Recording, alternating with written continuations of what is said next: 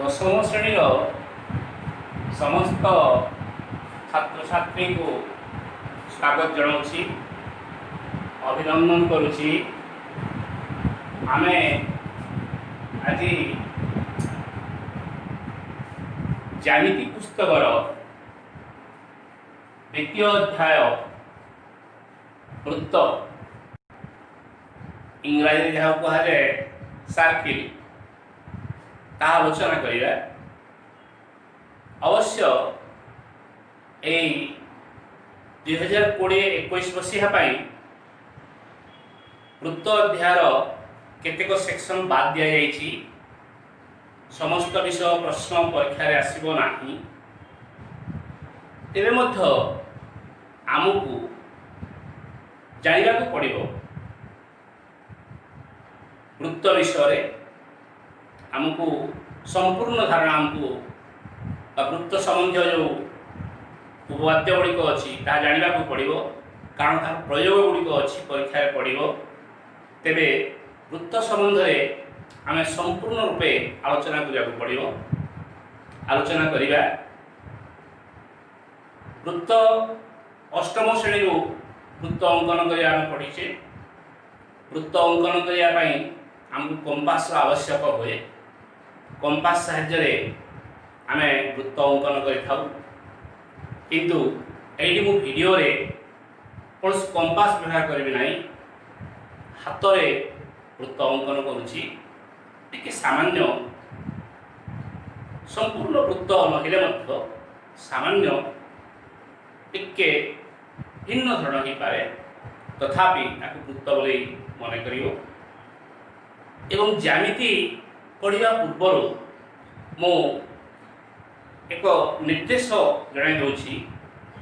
ज्यामितिर जेकोसी प्रश्न उत्तर करने समय जदि आम बिना चित्र माध्यम कौन सी उत्तर लिखा, तेरे से उत्तरटी संपूर्ण ठीक थिले मध्य जदि चित्र नहीं से कौन सी नंबर मिल ना, मार्क मिल ना, शून्य मार्क मिल। तेणु पिला आरंभ जणाई दूची, जेकोसी ज्यामिति प्रश्न उत्तर करने समय प्रथम चित्र अंकन करा, से प्रश्न उत्तर करा। जदि चित्र नहीं तेरे से उत्तर में कौन सी नंबर मिल ना। अवश्य जोड़ा संक्षिप्त प्रश्न उत्तर, गोटे मार्क विशिष्ट प्रश्न उत्तर से चित्र लगे ना। तेरे देखा आम बर्तमान आलोचना करिया वृत्त विषय। वृत्त यही अध्याय आम केतेक नूतन शब्द पाइबा। से शब्द गुड़िक प्रथम मु लिस्ट कर दूची। वृत्त,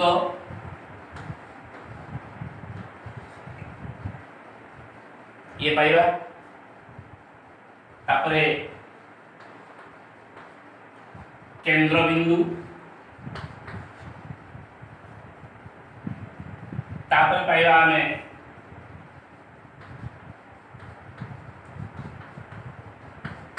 व्यासार्थ, तापरे पाइबा व्यास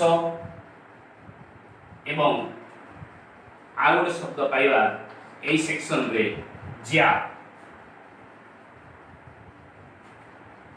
यही शब्द गुड़िक सहित प्रथम आम परिचित होगा, तापर आग को जीवा। प्रथम आसुची वृत्त। वृत्त क्या कह यार संज्ञा आमको जाना पड़ो। वृत्त क्या कह जाए यार संज्ञा आमको जाना पड़ो। संज्ञा न जानिले आम धर्म निरूपण करवाटा संभव हम ना। वृत्त क्या कह जाए तार संज्ञा होची पिला माने मु कहि देउची ताक लिखि नबो। संज्ञा पड़े परीक्षा रे वृत्त कह जाए गोटे मार्क प्रश्न हम, बा केंद्र बिंदु क्या कह जाए, व्यासार्ध क्या कह जाए, व्यास क्या कह जाए, ज्या क्या कह जाए, यह परीक्षा रे आसे। यह जानिबा निहाती दरकार। तेणु प्रथम आम वृत्त କାହାକୁ କୁହାଯାଏ ବୁଝିବା। ବୃତ୍ତ ହେଉଛି ଏକ ସାମତଳିକ ଚିତ୍ର। ସମତଳ ଉପରେ ବୃତ୍ତ ଅଙ୍କନ କରାଯାଏ। ସାମତଳିକ ଚିତ୍ର ଅର୍ଥ ଆମର ବ୍ଲାକବୋର୍ଡ ଇଏ ହେଉଛି ଆମର ଗୋଟେ ସମତଳ। এই ସମତଳ ଉପରେ ଆମେ ବୃତ୍ତ ଅଙ୍କନ କରିପାରିବା। ତେ ବୃତ୍ତ କାହାକୁ କୁହାଯାଏ? ସମତଳ ଉପରେ ଥିବା ଏକ ନିର୍ଦ୍ଦିଷ୍ଟ ବିନ୍ଦୁ ଠାରୁ ସମଦୂରବର୍ତ୍ତୀ ସମସ୍ତ ବିନ୍ଦୁର ସମାହାରକୁ ବୃତ୍ତ କୁହାଯାଏ। ଆଉ ଥରେ କହିଦେଉଛି, ଖାତାରେ ଟିପି ନେବ, ଲେଖି ନେବ। ଏହା ପରୀକ୍ଷାରେ ଆସେ। ବୃତ୍ତ କାହାକୁ କୁହାଯାଏ? ସମତଳ ଉପରେ ଥିବା ଏକ ନିର୍ଦ୍ଦିଷ୍ଟ ବିନ୍ଦୁ ଠାରୁ ସମଦୂରବର୍ତ୍ତୀ ବିନ୍ଦୁ ଗୁଡ଼ିକର ସମାହାର ବା ସଞ୍ଚାର ପଥ ମଧ୍ୟ କହିଲେ ଚଳିବ। ନିର୍ଦ୍ଦିଷ୍ଟ ବିନ୍ଦୁ ଠାରୁ ସମଦୂରବର୍ତ୍ତୀ ବିନ୍ଦୁ ଗୁଡ଼ିକର ସଞ୍ଚାର ପଥ କ'ଣ ମୁଁ କହିବି, ପରେ ବୁଝେଇବି। ତେବେ ନିର୍ଦ୍ଦିଷ୍ଟ ବିନ୍ଦୁ ଠାରୁ ସମଦୂରବର୍ତ୍ତୀ ବିନ୍ଦୁମାନଙ୍କର ସମାହାର ବା ସେଟ୍କୁ ବୃତ୍ତ କୁହାଯାଏ। ଏଇଠି ଆମ ଚିତ୍ରରେ ଓ ଏକ ବିନ୍ଦୁ, ଓ ବିନ୍ଦୁ ଠାରୁ ସମଦୂରବର୍ତ୍ତୀ ସମାନ ଦୂରତାରେ ଯେତିକି ବିନ୍ଦୁ ରହିଲେ সেই ବିନ୍ଦୁମାନଙ୍କୁ ନେଇ ଆମେ ଯଦି ଗୋଟେ ସେଟ୍ ଗଠନ କରିବା, ଆମେ ଗୋଟିଏ ବକ୍ରରେଖା ପାଇବା, ଆବଦ୍ଧ ବକ୍ରରେଖା ପାଇବା।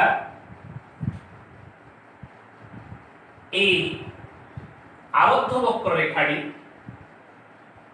ସବୁ ସ୍ଥାନରେ ଆମର এই ଓ ବିନ୍ଦୁ ବା ନିର୍ଦ୍ଦିଷ୍ଟ ସ୍ଥିର ବିନ୍ଦୁ ଠାରୁ ସମଦୂରବର୍ତ୍ତୀ।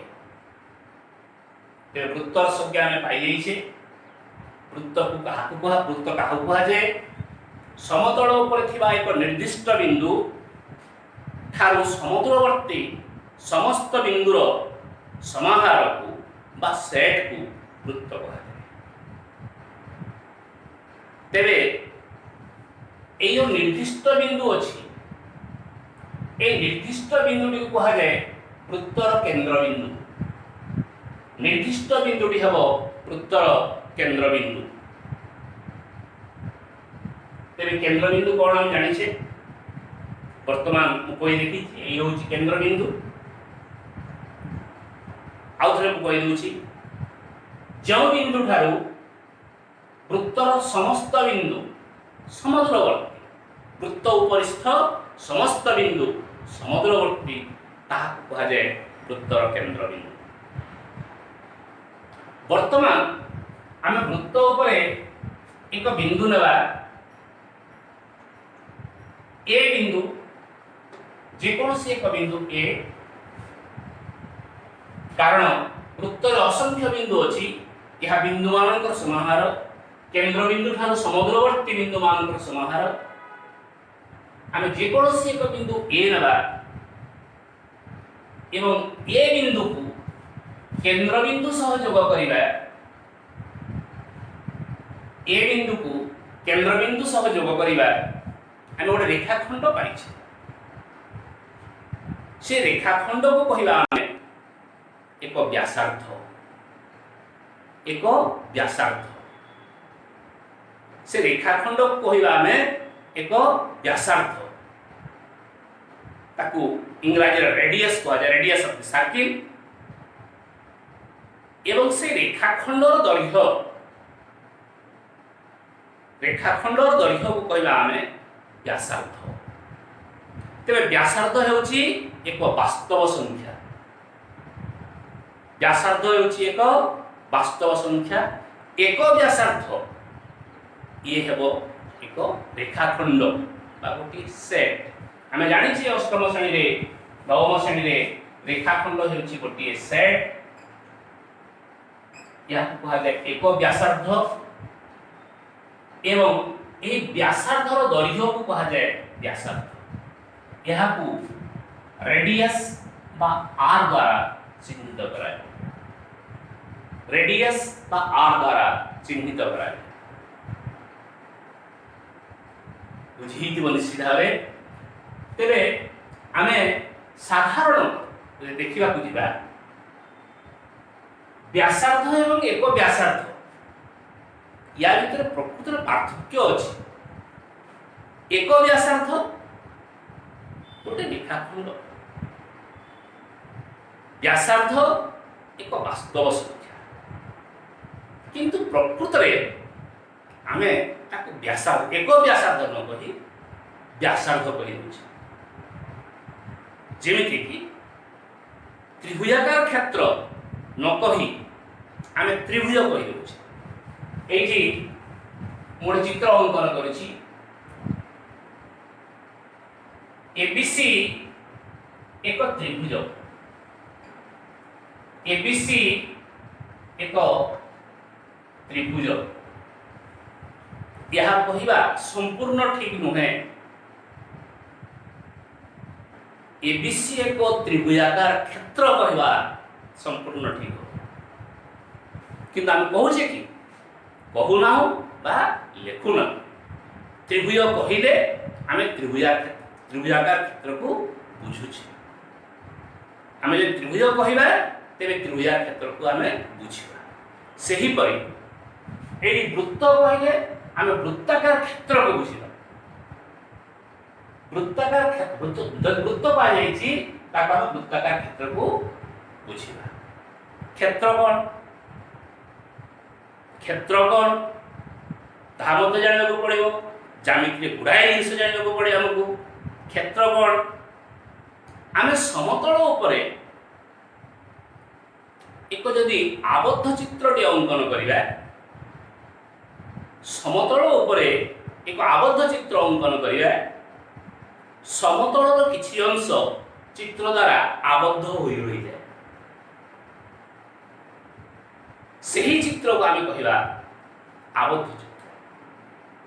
हुए तो से त्रिभुज ही पारे, चतुर्भुज ही पारे, पंचभुज ही पारे, षड़भुज ही पारे, दशभुज ही पारे, बा वृत्ताकार क्षेत्र ही पारे। तेरे जो चित्रटी आबद्ध चित्र से क्षेत्र कहा जाए। ये हमर वृत्ताकार क्षेत्र बा संक्षिप्त पर आम कहूँ वृत्त। तेरे ये समतल किसी अंश को आबद्ध कर रखी। आम जदि गोटे कोण अंकन करवा यहीपरी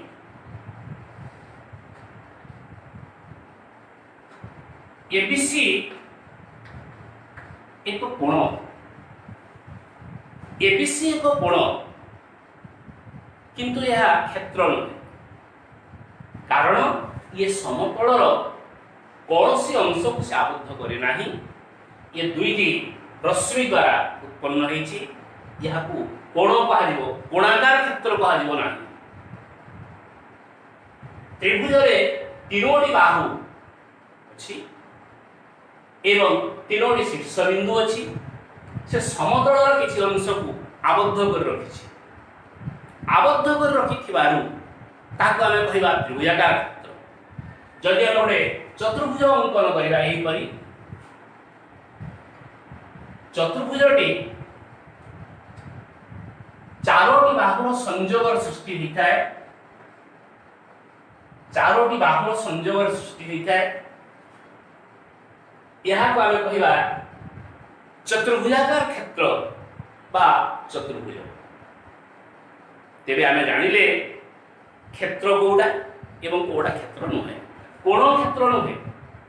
ये समतल और कौनसी अंश को आबद्ध कर रखी ना। यह को गोटे क्षेत्र को कोणाकार क्षेत्र कहि परिबा ना। तेरे से विषय आमे विशेष भाव में समय नष्ट करिबा नाही। आसी जिबा आमे वृत्त को। वृत्तटी एक आबद्ध चित्र बा वृत्ताकार क्षेत्र। ये समतलर किछि अंश आबद्ध कर रखिछि। समतलर किछि अंश को आबद्ध कर रखिछि। एई आबद्ध अंश रे जो समस्त बिंदु अछि एवं वृत्त उपरे जो समस्त बिंदु अछि समस्त बिंदुर समाहार को कहा वृत्ताकार क्षेत्र बा संक्षिप्त आम कहवा वृत्त। समतलर जो अंशटी बुझा चेष्टा कर पिला समतलर जो अंशटी वृत्त द्वारा आबद्ध हो रहे ताहाकु कहा जाए वृत्तर अंतर्देश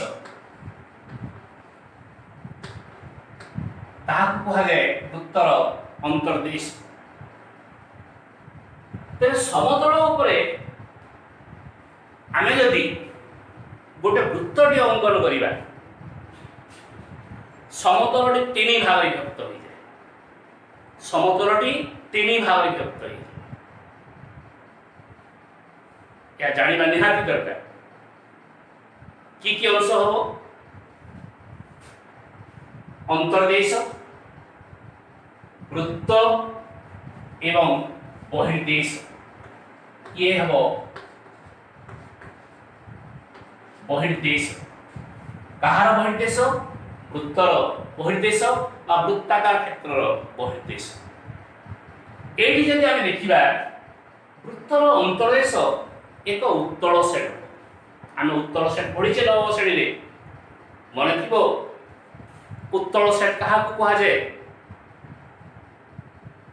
उत्तल सेट कहा को कहा जाए पढ़ाई छी वृत्तर अंतर्देश उत्तल सेट कारण मन पकई दउची उत्तल सेट कहा को कहा जाए कौन सी चित्र कहले आबद्ध चित्र अंतर्देश यदि आम दुईटी बिंदु नेबा एवं अंतर्देशस्थ जेकोसी दुईटी बिंदु को जोग करथिबा रेखाखंडटी संपूर्ण रूपे सही चित्र रे आधारित हुए बा सही चित्र रे रही थाए तेरे चित्रटी कहा जीवो उत्तल चित्र।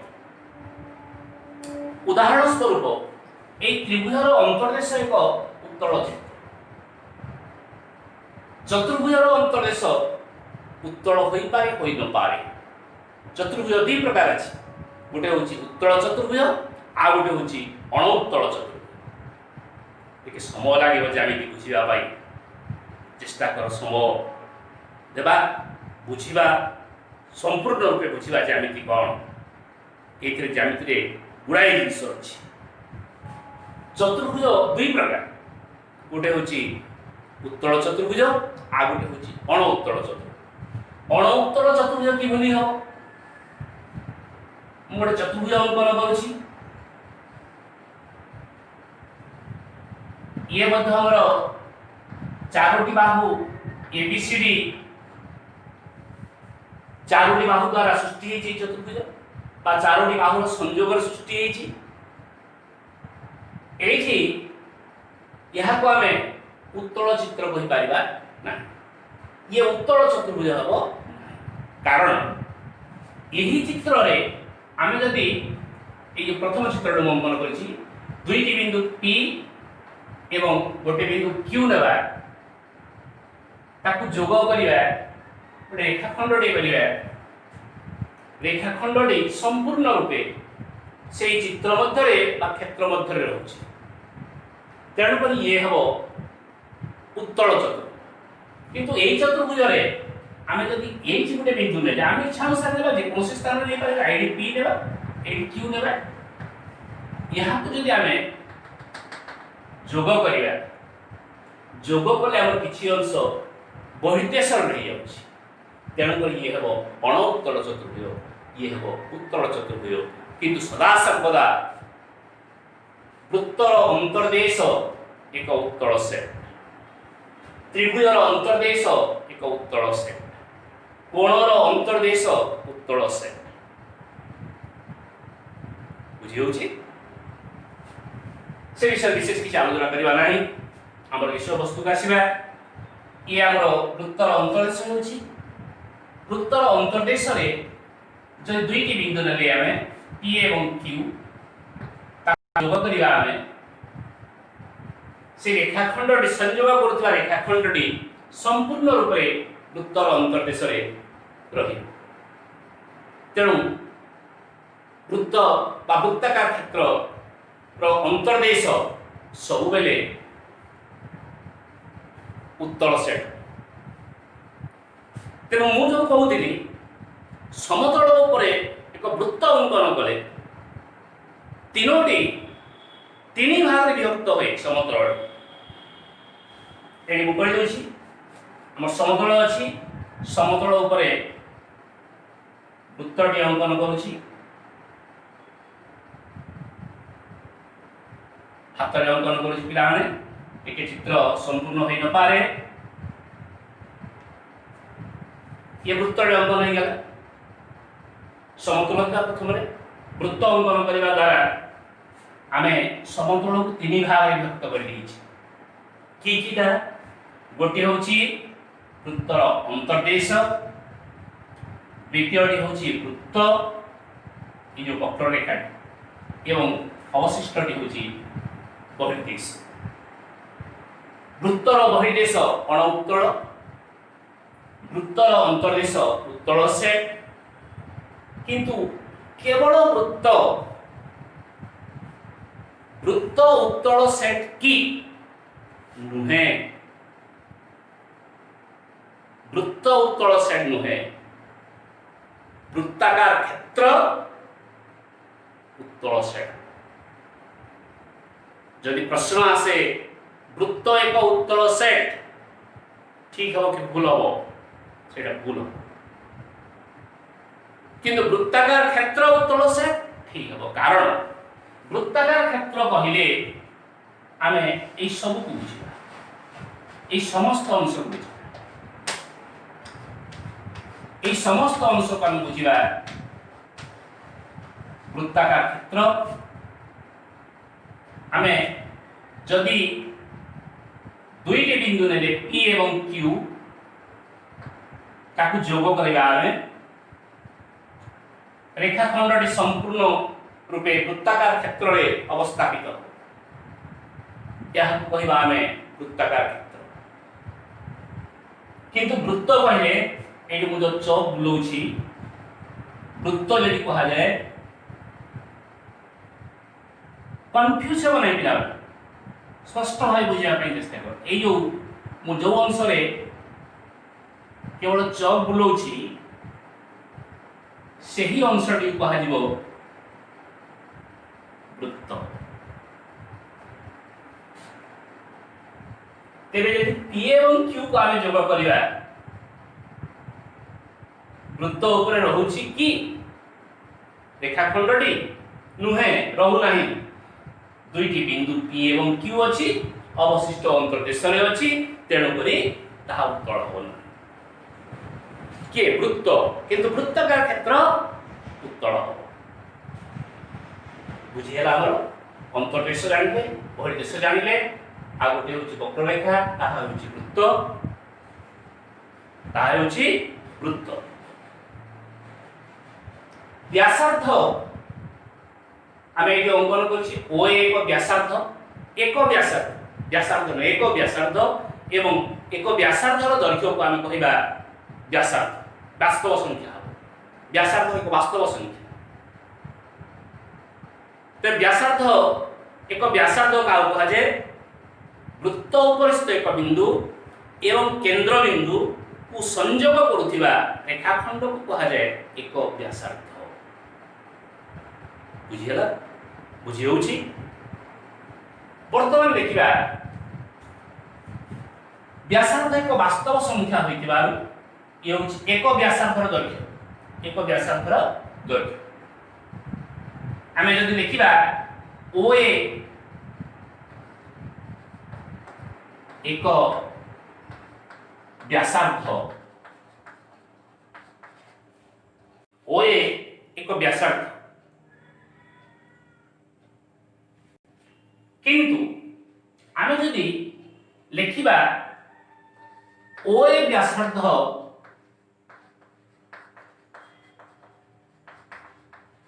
रो दैर्घ्य 8 सेंटीमीटर से एक व्यासार्ध दैर्घ्य को आम कहबा ଏକ ବାସ୍ତବ ସଂଖ୍ୟା। ବୁଝି ହେଇଛି? ବର୍ତ୍ତମାନ ଆମେ ଯିବା ବ୍ୟାସ। ବ୍ୟାସ ବ୍ୟାସ କଣ ଦେଖିବା? এই যে ব্যাসার্ধ শব্দ ଅଛି, ব্যাসার্ধ শব্দକୁ ଆମେ সন্ধি বিচ্ছেদ কলে ব্যাস যোগ অর্ধ ব্যাসার্ধ, অর্থাৎ ব্যাসার্ধ ହେଉଛି ବ୍ୟାସର ଅର୍ଦ୍ଧେକ। ଚିତ୍ରଟି ଅଙ୍କନ କରୁଛି ମୁଁ।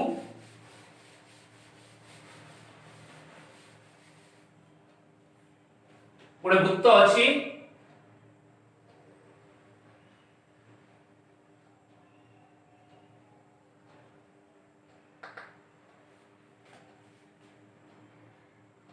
ବ୍ୟାସ ପଢିବା ପୂର୍ବରୁ ଆମେ ଜିଆ ବିଷୟଟିକୁ ପଢିବା।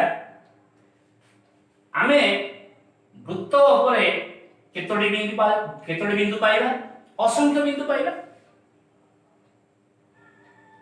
ସେ ଅସଂଖ୍ୟ ବିନ୍ଦୁ ଭିତରୁ ଯେକୌଣସି ଦୁଇଟି ବିନ୍ଦୁକୁ ନିଆଯାଏ, ଏ ଏବଂ ବି, ତାକୁ ଯଦି ଯୋଗ କରିବା ରେଖାଖଣ୍ଡଟିଏ ପାଇବା। ଗୋଟେ ରେଖାଖଣ୍ଡଟିଏ ପାଇବା। से रेखाखंड को आम कह वृत्तर एक ज्या। वृत्तर एक ज्या ए बी एक ज्या, ए बी एक ज्या। जदि एक ज्यार मध्यवर्ती बिंदु वृत्तर केंद्र बिंदु हुए, ओ ହେଉଛି वृत्तर केंद्र बिंदु, सीडी एक ज्या, एक ज्यार मध्यवर्ती बिंदु वृत्तर केंद्र बिंदु हुए, ज्याटी को कहबा आमे वृत्तर व्यासार्ध। सॉरी, से ज्याटी को कहबा आमे वृत्तर व्यास। ये व्यासार्ध दैर्घ्यर दुई गुण। एठी ओसी गोटे व्यासार्ध एवं ओडी गोटे व्यासार्ध, उभय व्यासार्ध मिसी व्यास होइछथि। उभय व्यासार्ध मिसी व्यास होइछथि। तेरे केंद्र बिंदु का आमे ज्या को आमे व्यास कहबा, बा वृत्तरे बृहत्तम व्यास, बृहत्तम ज्या। गोटे वृत्तरे जो ज्यार दैर्घ्य सबुठारु बेसी बा बृहत्तम अटे, से ज्या को कहा जाए वृत्तर व्यास। बुझी होची? तेरे व्यास का कहा जाए वृत्तर बृहत्तम ज्या को व्यास कहा जाए। बा भिन्न रूप रे जदि वृत्त उपरिस्थ जेकोसी दुईटी बिंदु को संयोग करने समय संयोग करुवा रेखाखंडटी वृत्तर केंद्र बिंदु का तेरे सही रेखाखंड वृत्तर केंद्र बिंदु गामी हुए, तेरे सही रेखाखंड को वृत्तर व्यास कहा एवं व्यास को हमें डी बा डायमीटर कहा जाए। D is equal to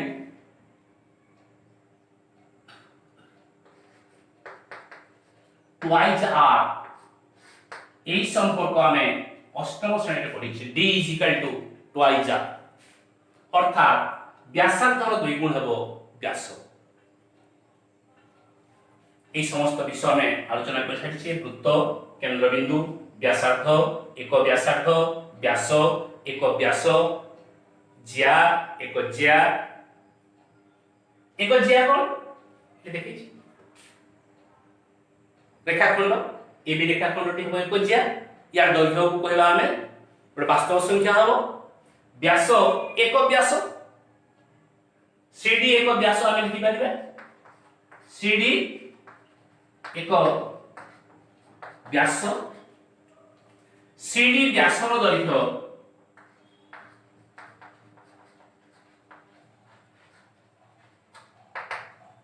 D लिखि पारिबा, से वास्तव संख्या हम। तेरे यही संज्ञा गुड़ी को आम निरूपण कर सारा पर आम परवर्ती भिडियो रे या आधारित उपवाद्य गुड़िक आम आलोचना आमर आज वीडियो को ये रखा परवर्ती वीडियो को अपेक्षा करिए। धन्यवाद।